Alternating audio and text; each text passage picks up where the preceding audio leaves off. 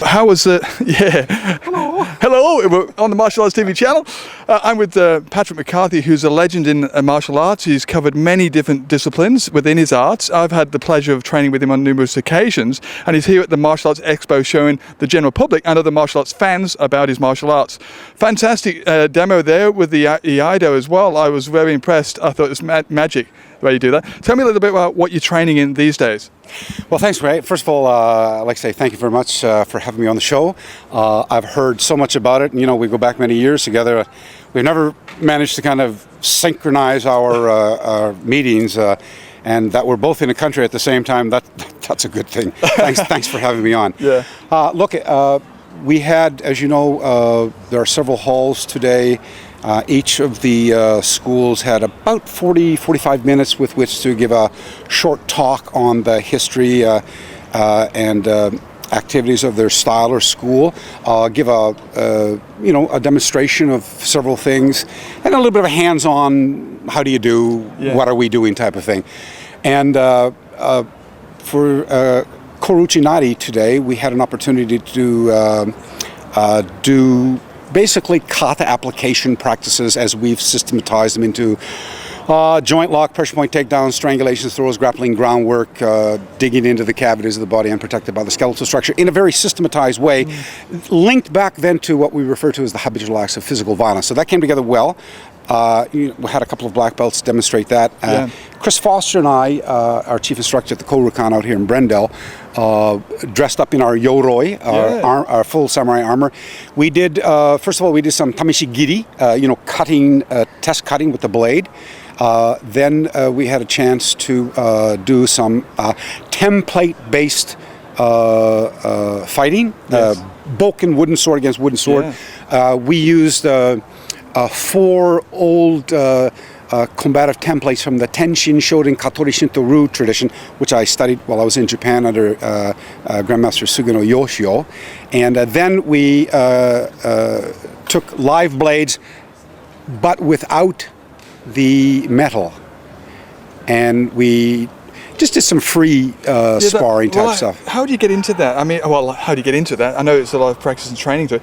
To me, that is the cutting edge when you've got a boken coming at you. Yeah, and it's free. When you did the templates was one thing, and then freestyle where you're not sure what's going to happen. How do you get to that level? Look, that's. Let me just make a comparison for you first. That's probably the same as saying say somebody who is studying amateur wrestling or perhaps judo or maybe even boxing, because it's hands-on based training, and there is an element of danger, let's not kid ourselves, but once you've got your foundation or your alphabet, so to speak, the spelling of the words, the conjugation of the verbs, it's not that easy. You start off learning which trajectories the impacts are coming, how to receive them, and then how to receive them and counter those, and then counter the counter, so to speak. So it's really kind of an attack, counter-attack continuum, so to speak. Yes. And we like to use a very passive resistance module from which to grow.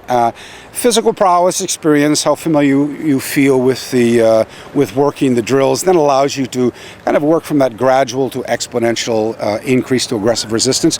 And look at before, some kids can learn to ride a bike in a couple of goes. Other kids take forever, Well, I guess when you're doing empty hand and you get a punch and a kick, you can wear that. When you got a boken there, there's not much room for error. Yeah, well, even the armor, you're feeling that through there. Well, you saw he hit me a few times today. Yeah, and you hit him a few times too.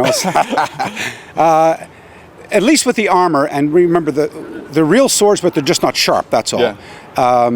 Or they've been dull. So certainly, to poke into the eye or to slash the face, we generally keep away from that while we're dueling. Yeah. And unless we have face mask on or helmet, just in the same way that the full contact Arnis guys go at each other. Look at if they eliminated the face mask, they probably say, "Look, don't hit the face" or something. Yeah. And so maybe there's some criticism to the fact that Oh, they're not doing it for real. Look at I tell you, I've had fingers and it was very real. But we keep away from the face and stuff like that for the dueling purposes, and certainly for the demonstrations as well. But it's a heck of a lot of fun. Yeah, it looks like you're having fun there, and the spectators enjoyed it as well. Yeah, now, I know you've been traveling all around the world, and you can tell you do. I was going to ask you, you're still doing that? Doing this? I know you're much in demand. Are you still doing that? I was going to say, unfortunately, my wife is a little angry about that. You know, I have a tendency to put on a lot of weight when I travel. You know, you're living on the airplane. Wine and stuff like well, you know, it's like, oh, Master Grasshopper, would you like to go to the cave for meditation tonight with a glass of water? Would you go for a steak and a beer? I'm Australian. That's right. Despite the Canadian accent, I'm Australian, and I like the steak and the beer. You know, but the thing is, look, I was out of the country last year for nearly 10 months, and I'm just back now, and we head out on the 23rd for 5 months overseas around the world tour, back in the second week of September, only to get off to New Zealand again. So it is quite trying. I love the job, hate the traveling, so to speak. You know, and but fortunately we've got to the point now where we have enough instructors under us now that I'm going to pull back from a lot of that traveling, spend more time here at home. Yeah. We'll look forward to catching you a little bit more often in Australia. And thanks for being on the show. My pleasure. Thank you very much, my friend. Cheers. Okay, let's back to the studio now, and then we go back out to watch the Aikido. Hurry up, Graham. It was popularized in the warrior states of Japan. The nation's shape of it is unique to Japanese, but like all Japanese things, they borrowed from the Chinese also. I'm just going to try to cut some of these things to show you some of the techniques. This is called kisaki. It's a fundamental cut. We use the monouchi as a cutting surface. All parts of the blade you can cut with. This is the parts of monouchi, the kisaki, various parts. For those of you who are interested in Japanese words, I'll be happy to answer any questions for you. Otherwise, let's see if I can get through this. Apparently not. Let's try this one here. That one works. Buy those next time. Okay, that tends to be a little bit easier. That is, we regard this type of training as kamishigi. And the purpose of it largely is just to show that the blade is sharp. Okay.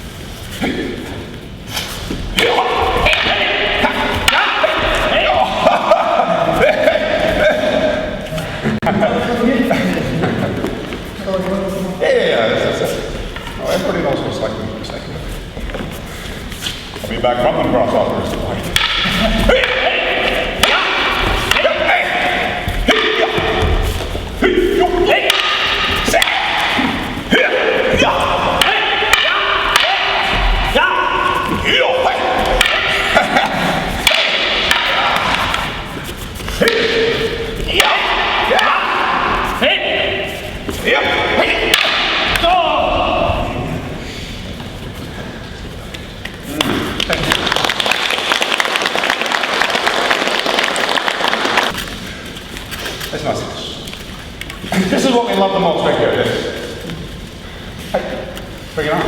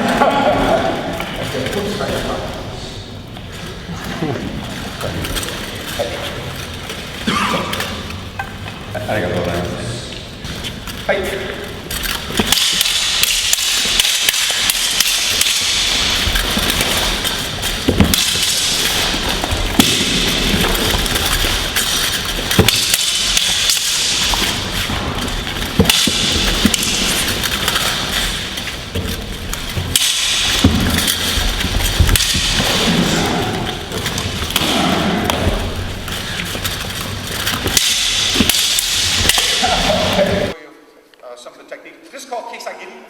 It's the fundamental cut. We use the monouchi, the cutting surface, although all parts of the blade you can cut with.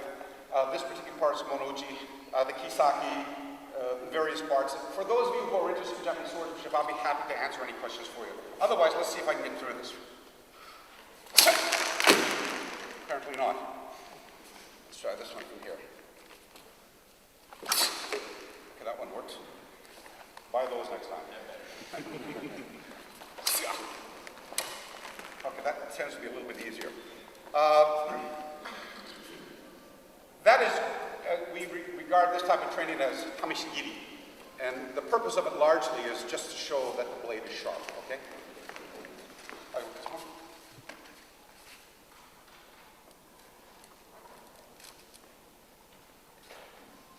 By the way, these are $2 at Big W. Say. So.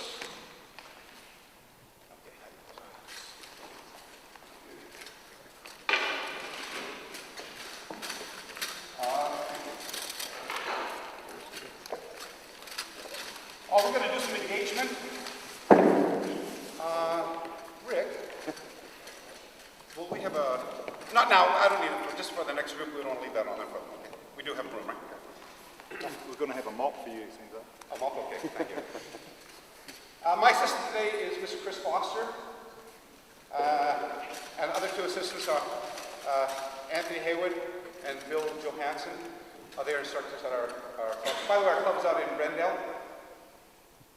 Look, it doesn't matter if you're just here from another style or something. If you want to drop by sometime, we're a pretty friendly group. It's basically a private group, but anybody's welcome to come on, have a cup of coffee or something, say hi. We're there 24/7. We used to be in various halls. I was at the College of Natural Medicine for many years. Go just fast, Chris. We offered, quick history while this is going up. The accent is Canadian. I was in Japan for 10 years before I was recruited. The Australian Karate Federation recruited me to come to Australia back in 1995 to write the country's first undergraduate martial art accreditation program. And we delivered that through the College of Natural Medicine for, I don't know, Ken, how long were we there for? 7 or 8 years? Something like that, yeah. And the faculty pulled the plug on the program at the end because their words, not mine, we were challenging their profit margins. So, anyway, the program still exists. It was a generic-based program. It had nothing to do with styles. It really only had to do with those acts of physical violence by which all of our traditions would be a means.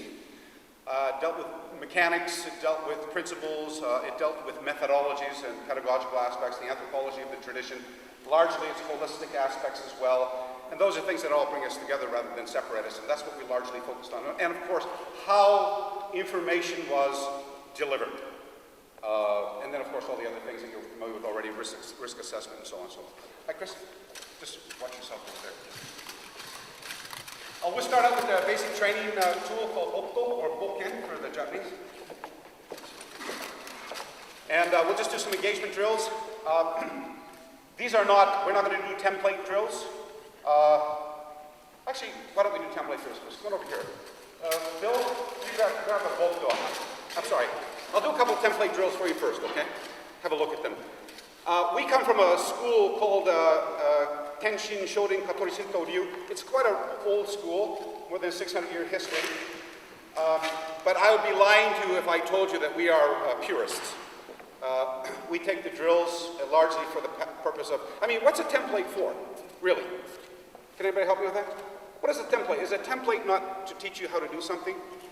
Once you have the function, should you stick to the template? You should if you're going to then re-impart that tradition to somebody. That's the lineage of tradition. But once I've learned how to type on a keyboard now. I don't have to keep the template on anymore, do I? Let's show you the templates first, okay? These are the first, look up here, no? Hey. These are the first 3 templates that we practice, okay? They have a history of about 630 years.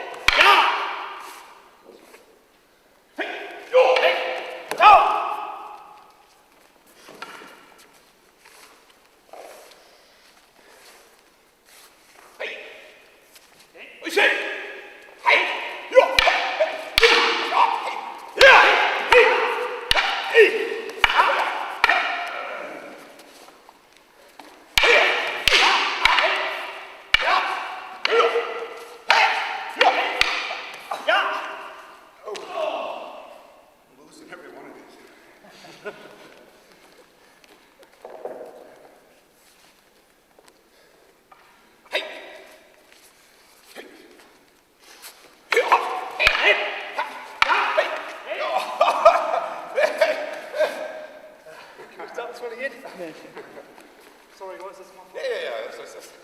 No, everybody knows what it's like to make a mistake. I'll be back from them grasshoppers tonight.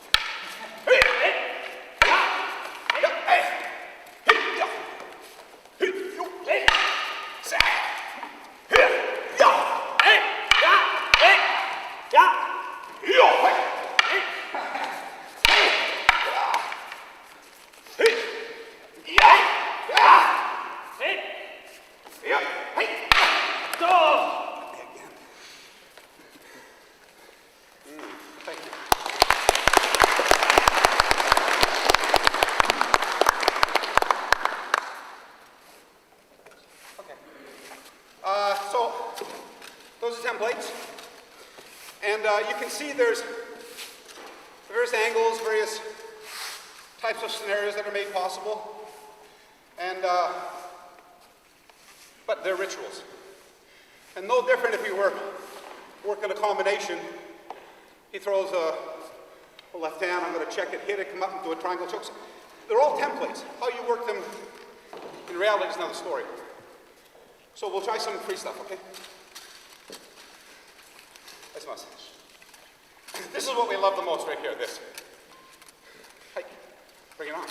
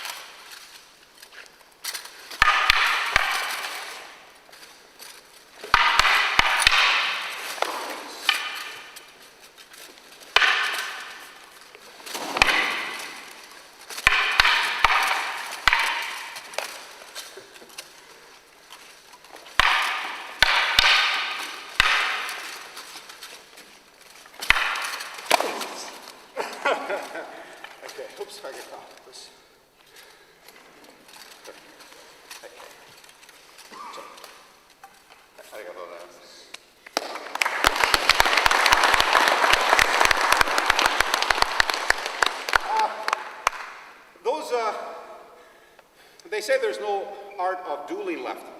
You know, obviously there is. Sometimes we have people drop by the dojo who are stick fighters, for example, practice Jo or some other tradition.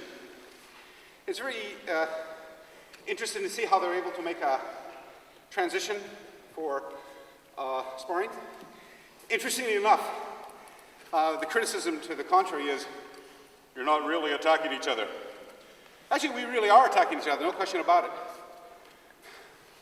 When you wear a body armor, anybody who works in the security industry knows a little bit about this, you have a little bit of leeway, knowing what trajectories can stand in the way of receiving it with particular armor. And then on top of that, knowing the weapon very well helps on top of that. The only thing that you'll notice that we didn't do if you're in the sword is we don't thrust straight into the eye, and we try to stay away from hitting directly on the head at what we call the Newman level, the entry level. Other than that, it's pretty much Bob's your uncle. And we do the, oh, did you bring some Western swords? Okay, good. Just as a matter of it, anybody do Western swordmanship? One? Good. Oh, and no.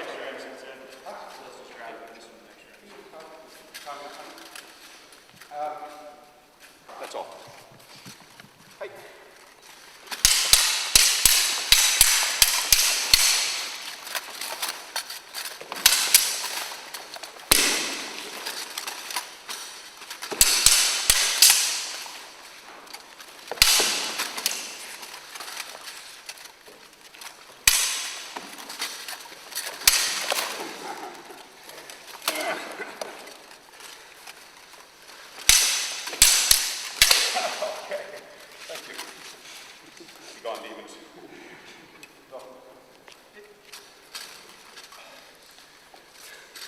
We have a really large curriculum, and most of it, as you can see, is pretty just classical stuff. We're not fighters in the sense of the word. We leave that to the guys who can fight. We just love the art, and we love the camaraderie that goes along with it. And we also collect a lot of academics who do all the historical research and things like that. So what you see today is a fairly interesting portion of the type of things that we do. And the way that you see me, that's pretty much the way I'm at the dojo as well. I came up, I started way back in the early 60s, and, come up through the whole, maybe stuff some of you do know about and some of you don't, but the way I embrace the tradition today is pretty much the way I think it should be embraced. Unless, of course, you have a different outcome. If somebody says to me, I want to join your school for the purpose of fitness, you might want to check another school, not mine. If you want to come for self-defense, I would recommend you down the street. There's a couple of the clubs in our area. They're pretty good with the hands-on stuff. And I have students of mine right here in Brisbane who they teach MMA and they do the BJJ. And actually, some of them just won some state competitions and stuff like that. So we got that, the garment grappling, handles, no-gi submission. But other than that, we're just pretty much sticking to all the traditional stuff. And so they said that we were supposed to give a demonstration, a little bit of a chat about what we do, and then offer some hands-on stuff. So anybody like to try some of our stuff? No, I mean, not the swords. Maybe just a couple of drills or something. I'll tell you, by the way, I hate to tell you that I'm an Okinawan karate stylist because in my postgraduate work, I took a Chinese text from the south. I can't say that it's from southern Shaolin or Namchuan because I'm not sure. It has no author's signature and no date of publication. In Chinese, it's known as a Wu Bei Ji, and in Japanese, we call it Bu Bishi. It's a book on a manual on combat. Empty-handed, one against one, domestic civil self-defense situations. Not battlefield, not against knives, not against a gang of guys going to beat you up. My opinion is you're going down, pretty much. You follow what I mean? I'm waiting for you in the back of the parking lot with my cricket bat, and you're unsuspecting, but you're a martial art expert. And my two friends are over there with other cricket bats. I'm betting on the cricket bats, okay?